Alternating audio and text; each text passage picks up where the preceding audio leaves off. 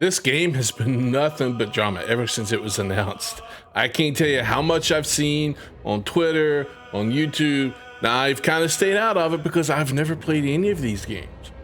I did go back and look at all the different trailers of all the different games that they've released, and I will admit I've seen a slow change after, I think it was the second one, where it went more to an MMO, and the style of the game, the look of the game, the feel of the game seemed to change just based on the trailers alone. The first two games I would play. This last one that they released, Veilguard, no. I had no desire just based on the trailer. And then when everything started coming out about it, about all of the honestly the woke crap that's being put into it, this is the prime example of what a lot of these gamers are talking about, you know, when it comes to what type of stuff they don't want in their games. It's a fantasy game. Why is any of this stuff in the game? But when you look at the director and the people who make the game, people behind the game, it's no surprise. Over at the Park Place, former Dragon Age lead writer David Gaider bashes critics accusing Dragon Age the Veilguard of being woke as fucking tourists. Now, I love this because tourist is a word that in anime we've been using for a while now. Now that anime's gone mainstream, we use it to describe people who come into anime and they're like, I hate some of these tropes in anime. They hate the perverted trope. They hate the lolly trope. I mean, just name it. If it's got any sort of fan service, they hate it. To us, those people are the tourists. Now, what these people are describing here, David Gaider, what he's describing are people who are former customers of BioWare, people who have bought their games in the past and for whatever reason have chosen either not to buy some of the more recent games. And maybe they're Dragon Age fans and they potentially wanted to see what Dragon Age the Veilguard was going to be because they liked Dragon Age 1, Dragon Age 2. Maybe they didn't like the third installment in the series and they wanted to see if this was going to be like a return to form, and they started criticizing it when they saw that it wasn't. So look, I'm not going to knock people for criticizing something in an IP that they previously probably enjoyed and they just don't like seeing the direction that it's going. It's not the same thing as the anime example I gave previously. In a post on Blue Sky, I love that these people, they run to Blue Sky. They can't handle X anymore. Now that X, or Twitter, has stopped censoring, has stopped suspending and banning people from just outright stating their honest to God opinion that does not break or violate any sort of law, these people just can't handle the pushback they get from fans. They can't handle that at all. So they've been running to Blue Sky where it's more censored. Like, you probably on Blue Sky cannot come out there and be very anti-LGBT. You probably can't. You probably cannot push back on some of the rhetoric that this group of people is pushing. So they go to Blue Sky where they feel like it's a little bit more of a safer environment for them. And hey, if that's what they want to do, that's fine. I mean, people are going to be happy in their echo chambers. They don't like to be challenged. They don't like to hear things that they disagree with. Unfortunately, everybody's just so fucking sensitive nowadays.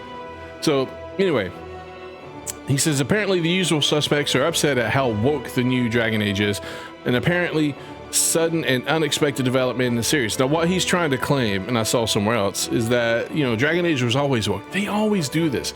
Anytime you claim something's woke, whether it be like Star Trek, I think that new Star Trek series that came out, people were saying that with some of the things, and just any, whether it be TV show, movie, or game, if it's being called woke and it's a pre-existing IP, people will say, well, it was always woke. They did that with Doctor Who. What they're leaving out is that how they do things has drastically changed. It's more ham-fisted now. It's not a good story. It's not weaved in and told through the eyes of someone in that universe. They bring in real life crap and ham-fisted into the story, and it's in your face all the time. That's what people don't like. So he goes on to say, Gaider also responded to one individual, asserting that the individuals decrying the Dragon Age the Veilguard as woke are people who gave up on BioWare over a decade ago. Well, I guess they don't care that they gave up. They're not sitting here asking, well, why is that? Why did they give up on BioWare? What did we do wrong? What can we do to earn their business back? They don't care about that. What people have to understand about Dragon Age or BioWare, the people making the games today at BioWare are not the same people who made your Dragon Age 1 and 2. The groups are completely different. If you want to understand why Dragon Age is the way it is now, just look at the director who makes the game. Over on X, this is the director of Dragon Age Veilguard, Corinne Bush. You see down here at the bottom, and the idea of being who you want to be carries a particular special meaning for Corinne. As a queer trans woman, she says, I have a perspective on the games that not everyone has. Dragon Age has long been a place where LGBTQIA+ folks can see people like themselves, represented respectfully. It's inherently very queer, and it's such a rare thing for marginalized communities to have representation where we feel proud and powerful in how we are depicted. I often get emotional when I think about what it would have meant for a younger version of myself to see someone like her in a game.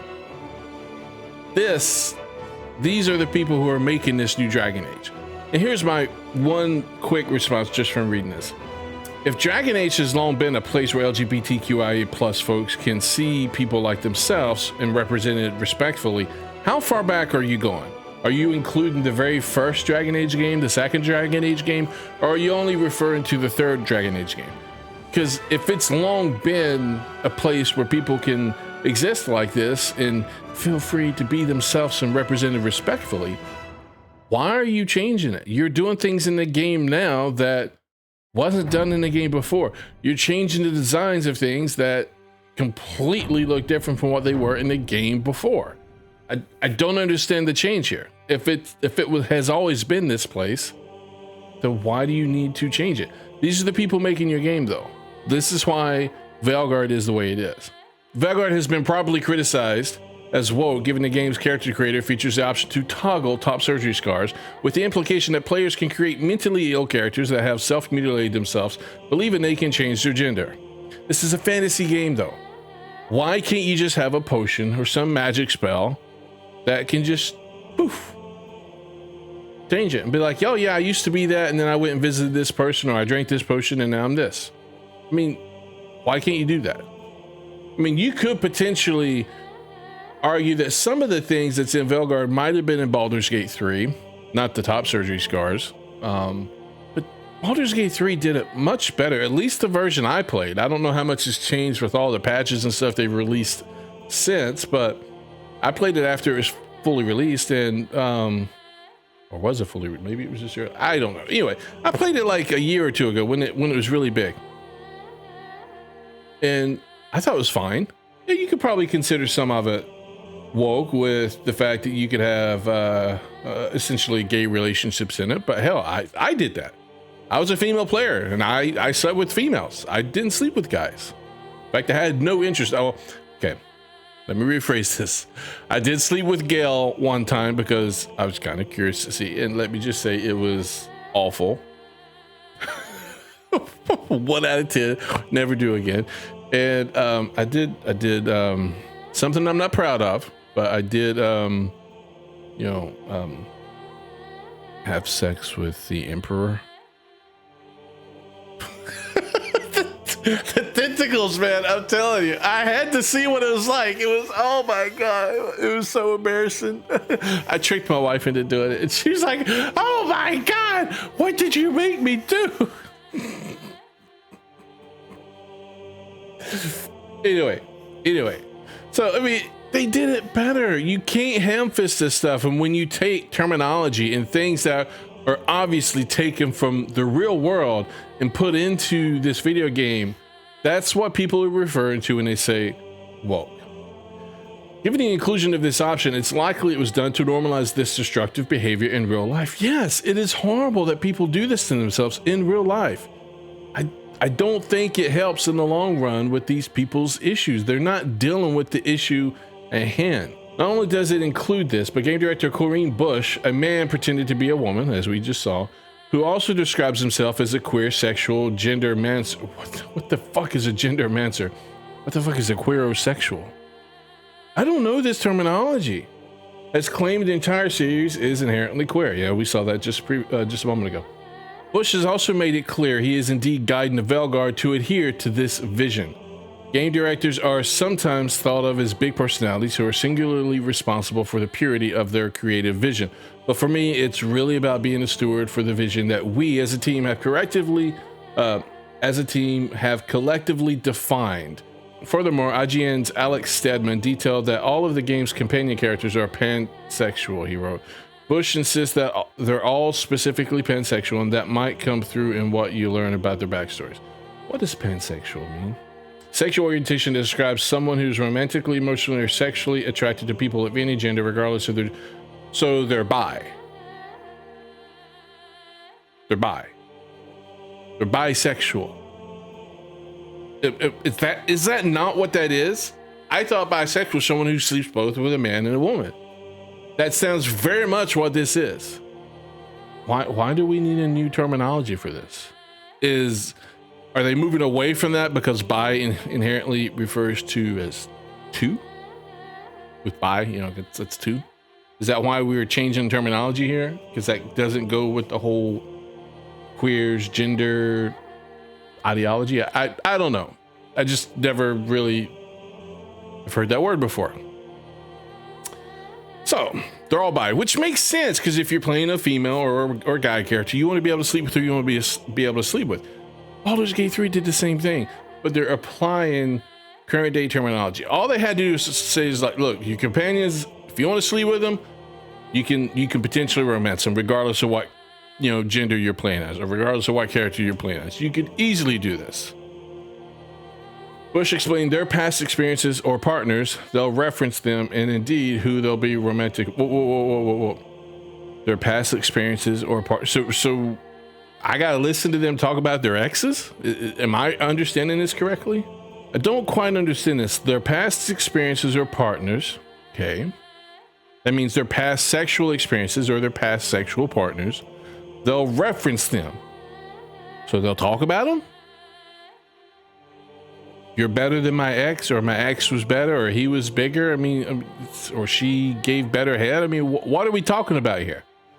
And indeed, who they'll become romantic with. I don't understand how this. Maybe I'm just dumb. Maybe I'm dumb. Hey, that is a possibility here. I'm a 42-year-old guy. Maybe I'm just stupid, right? I don't understand how this first part of the sentence connects to this last part.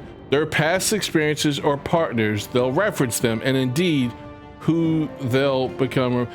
Are you trying to imply that their past experiences will determine who they become romantic with? I mean, that's kind of the way it is for anybody, but that's not what I get from reading that sentence.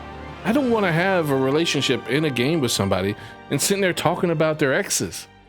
That's way too lifelike. Okay, we don't need that in a video game. What the fuck?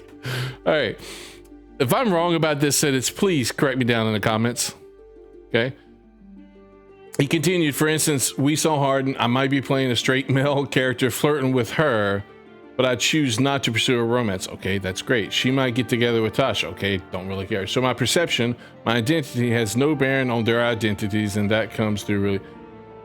That's a lot of lingo of saying, hey, I could be flirting with someone and choose not to have sex with them, but they'll go and have sex with someone else. I mean, that's all it is. Okay. He went on to detail it's not until the later parts of the game where you really commit to romance and it gets pretty spicy.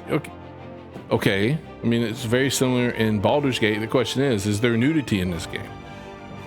Well, it's not anime, so I'd be willing to bet there probably is, because they saw how successful it was with Baldur's Gate 3. I mean, my camp at Baldur's Gate 3 was no clothes were allowed, except for a guy. If you're a woman, you couldn't wear clothes in my camp. We go to camp, and we're going to bed, everybody's naked. Well, except for the guys, right? Because I'm not gay. I don't want to see dick. But, you know, I mean, that's fine. I don't have a problem with that. But it's the way they talk about it. It's weird. It's like, what? This was also confirmed by the game's creative director, John Epler, who told Game Rant, there's a difference between player sexual and pansexual. All companions are canonically What? What's player sexual? What is that? And why are we having sex with pans? Okay, I'm joking, obviously, but I mean, what the fuck? What is this sentence? What is it supposed to be implying here? Please, someone in the comments tell me what this means. Clearly, the Veilguard is woke, but according to Gaider, it seems to have always been woke, but there was not transgender propaganda, pansexual companions, and claims that the franchise was inherently queer in 2009 as far as I can recall. That's the point I was saying. If it was this way in 2009, why are you just now putting all this crap in? You wouldn't have to change anything. The game would have already had it, but it didn't. The terms pansexual and transgender were hardly even in the English lexicon until around the early 2000s, according to Google's books. But this is not surprising because woke ideology is all about there being nothing but woke ideology, and it fully embraces ever more progression into degeneracy.